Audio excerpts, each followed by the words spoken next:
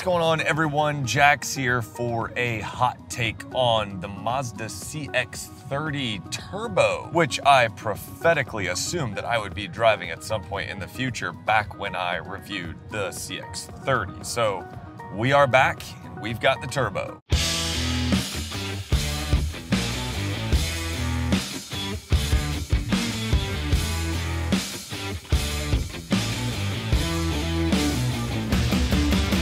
Now, in case for some reason you are not familiar with Mazda's turbo 4-cylinder, it makes 250 horsepower and 310 pound-feet of torque in this trim on premium fuel. If you fill it up with anything less than premium, you get a 226 horsepower or something, which I don't really know why you would do such a thing, as I always say, but you know, there it is. Also, in other iterations, I think it gets 320 pound-feet of torque, so I'm not exactly sure where the 10 pound-feet went. In any case, it is a significant step up from the old 186 horsepower naturally aspirated 4-cylinder, which wasn't bad, but it just didn't add anything special to this driving experience, which, I mean, that's the whole point of a Mazda, right? Is that the driving experience is sort of elevated. It feels more special than it does in other cars. So the question is, does the drive experience feel more special in this than it does in other cars? And I would say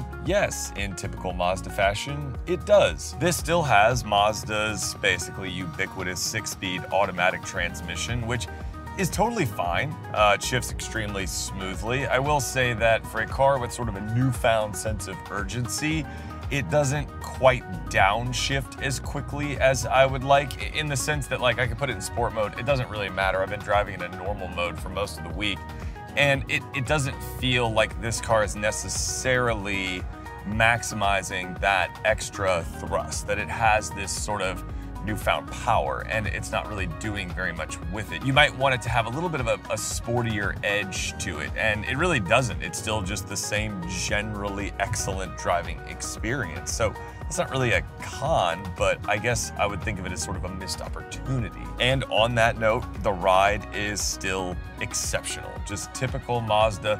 Somehow sharp impacts are dispatched and the ride is firm without ever being harsh. It is truly remarkable how Mazda sort of tunes these vehicles to ride so well and handle so well despite not having any kind of adaptive suspension at all. Like, it really is just the solid sort of standard state of tune. And I think that's where Mazda's kind of magic happens, that they can find this balance that seems to elude so many other automakers. The steering is light and accurate. Mazda's got their usual sort of thin-rimmed but still substantial wheel. It feels good. The leather feels good. We're on the handling road now, by the way, so coming over this first rough patch here, the CX-30 is just utterly unperturbed by it in typical Mazda fashion. So, you know, when you have this kind of high-riding wagon sort of masquerading as an SUV, it just seems to give them a little more wiggle room on the compliance in the suspension. It somehow rides even better in some ways than the Mazda 3 hatchback on which it's based. But this car handles fine, the steering feels good, the brake pedal is nice and firm and progressive. And now, to go along with that, the throttle pedal has a little extra get up and go. So the driving experience in general is really good, really well sorted, and it feels very premium. Coming up to the big bump, I've done it in many Mazdas, here it is in this one, and like nothing at all, totally fine. That patch is very back and forth kind of rocking motions, and Mazdas tend to handle it as good or better than any car I can take up and down this road. Mazda's infotainment system remains kind of a favorite of mine. I'm actually a really big fan of their big rotary dial here on the center console with the volume knob next to it. The screen is a little smallish by today's standards, but I think they've kind of enlarged it a bit. It definitely seems a little crisper, one of the newer Mazda screens, and it has a nice crisp HD surround view when you put the car in reverse, and you can switch to it with a simple button over here, which is very nice in sort of parking lot maneuvering. And while we're on the interior, it is typical Mazda, high quality materials, excellent leather and fake leather, This center armrest feels especially nice in this model. It's got the nice stitching down the middle. It feels very, high quality. I really like that. This sort of simplistic Mazda design. It's aging, yes, but it still looks really nice and really attractive. Similarly, the gauges are crystal clear. Mazda's sort of 3 kind of circular gauges in the middle. My complaint here is that they are feeling a bit dated. For this car's price, which we're gonna get to in a second, the gauges are very simplistic, and the center one is fake. It's a screen, so there's some information that can be displayed there, but we are rapidly getting into mainstream automakers offering some whiz-bang techno show-offy gauges, sort of like the Hyundai Elantra, has that sort of like dynamic kind of animated gauges. Not that they add any substance to the car, but it's just becoming something that buyers probably expect, a little bit more kind of gimmickry in their gauges and their infotainment. And so Mazda's a little behind there. Now, on the subject of price, this CX-30, as it is spec'd, with the turbocharged engine, costs right under $36,000. You guys know I love Mazda, okay? I don't have to explain that. If you don't know and you're new to the channel, hello, welcome, thanks for being here. Go look at some of my other Mazda videos. I am sweet on Mazda. I am 100% biased on Mazda. I love Mazda. I have owned a Mazda 3 hatch, first gen, one of my favorite cars. Like, I love Mazda, but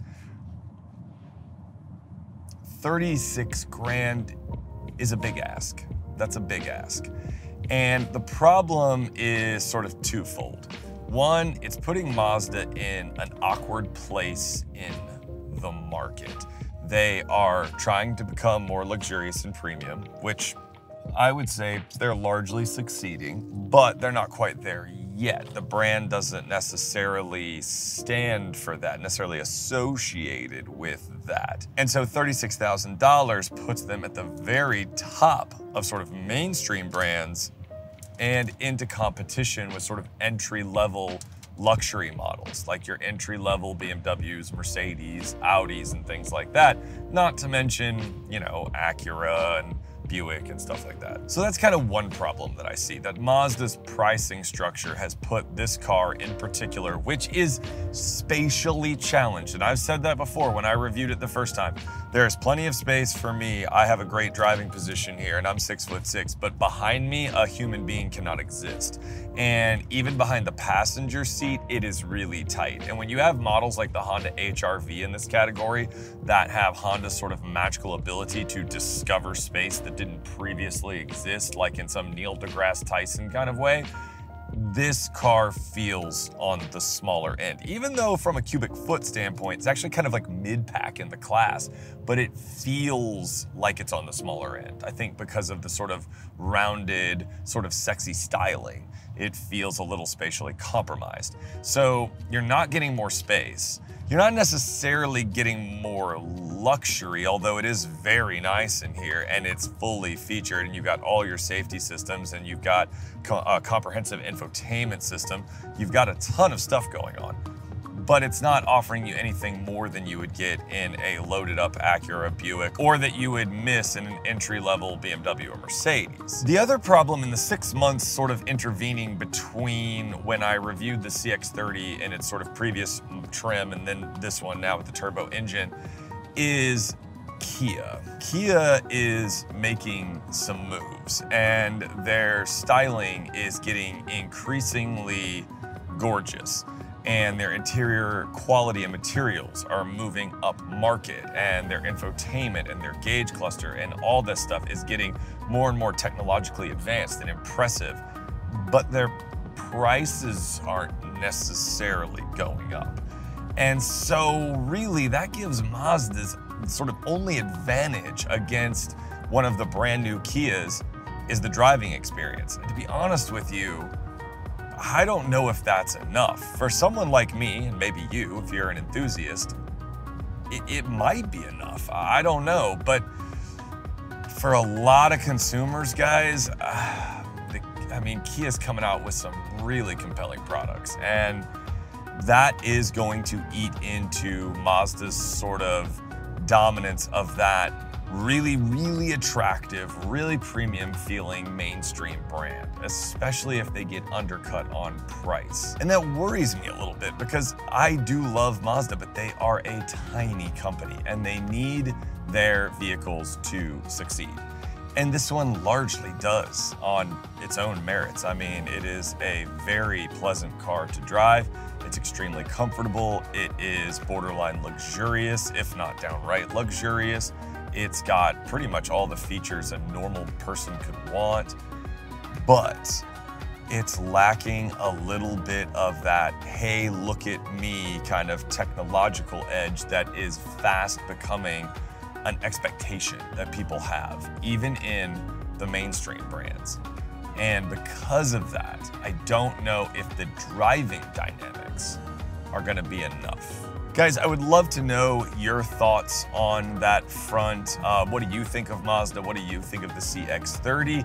Would you be willing to consider a Mazda CX-30 at a as-tested price of nearly 36 grand? Yes, I am well aware that you can get into one for cheaper, but guys, to get the turbo model, you've got to spend over 30. Like, you can't get the turbo engine for less than 30. And even at just over 30, the fully loaded model I tested 6 months ago with the base engine was 31 and change, and that was fully loaded. Now we're up to 36. Is the engine worth it? I don't know, but you know what? Let's give it a whirl real quick here.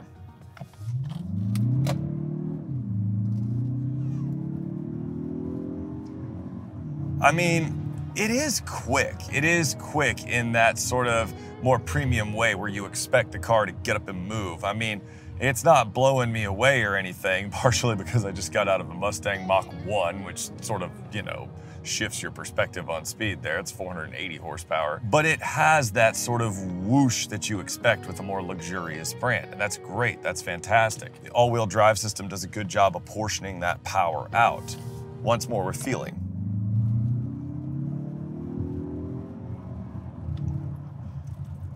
Yeah, it builds up speed. It whooshes to speed pretty quickly, but it doesn't like stand out. There's not that one kind of killer app sort of feature that sets it apart. I still really like this car. I think the size would work for a lot of people, but let me know what you think, guys. I am curious to know if you think that 36 grand is a bridge too far. Is it just too much? All right?